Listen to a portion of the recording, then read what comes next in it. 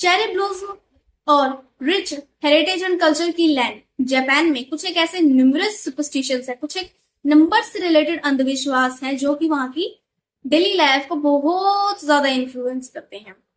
ऐसे में तो नंबर है दैट आर 4 और 9 जो वहां की डेली लाइफ को बहुत ज्यादा इन्फ्लुएंस करते हैं। नंबर 4 जो होता है उसका जापानीज लैंग्वेज में प्रोनाउंसिएशन होता है शी, जिसका उस लैंग्वेज में मतलब होता है डेथ। सिमिलर होता है 9 को जापानीज लैंग्वेज में प्रोनाउंशिएट किया जाता है कू की तरह।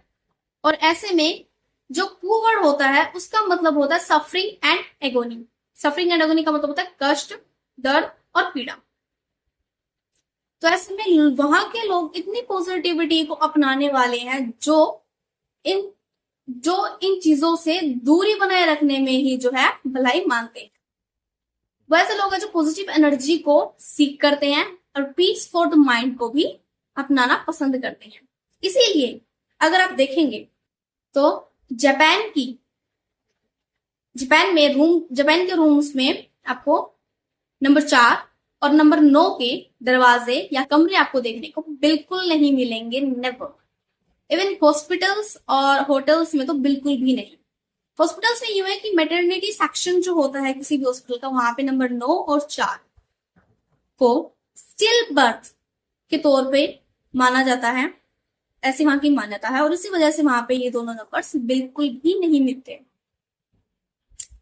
ऐसे में ही एक नंबर्स की सीरीज है दैट इज 09044444444। इस नंबर पर जब भी आप कॉल करोगे तो एक अलग सी ही बीपिंग साउंड सुनाई देगी। ऐसा मान्यता है कि ये जो बीपिंग साउंड है ये किसी स्ट्रेंजर से आपकी कॉल को कनेक्ट कर देती है। अगर आपके पास कोई नेटवर्क नहीं है, इंटरनेट कनेक्शन भी नहीं है, तब भी ये कनेक्ट कर देगी, ऐसी मान्यता है। और ऐसे में आपको कुछ क्रिपी साउंड सुनने को मिलेंगे, कुछ क्रिपी एक्सपीरियंस करोगे आप। अब इसके बाद इसको जो है सदाकोज नंबर कहा जाता है। सदाकोज नंबर क्यों कहा जाता है? क्योंकि जब मूवी द रिंग्स रिलीज हुई थी तब उसके अंदर इस नंबर का इस्तेमाल किया गया था। और वहां पे एक इंसान था सदाको, जो कि उस मूवी में इविल का रोल प्ले कर रहा था। उसने इस नंबर का जो है डिस्कवरी की थी। और ये नंबर ऐसे जो है सीरीज में लिखा गया है, इस सीक्वेंस में लिखा गया है कि ये एक तरीके से कर्स्ड नंबर माना जाता है। तो इसे हम एक जापानीज कर्स्ड नंबर भी कह सकते हैं। ऐसे में क्या हुआ कि जो एयू ब्रांड है, मोबाइल फोन्स की जो कंपनी है जापान में, उन्होंने आगे जाकर जो है ये नंबर बैन कर दिया, एक तरीके से इसको टोटली ही डिस्ट्रॉय कर दिया।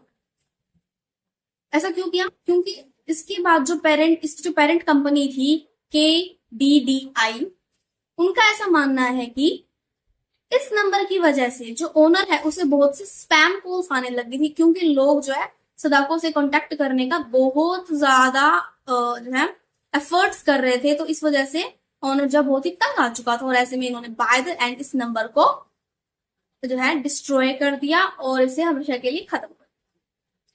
बट अगर फिर भी जापान की अदर क्रिपी चीजें एक्सपीरियंस करनी है तो बहुत नंबर्स अभी अवेलेबल हैं and I will be telling. Please subscribe my channel, like the video, share it with your friends if you all people like creepy things and wanna know many mysterious stories. And do leave a comment if you want me to create a new video on any other content also. So thanks for now. Bye bye.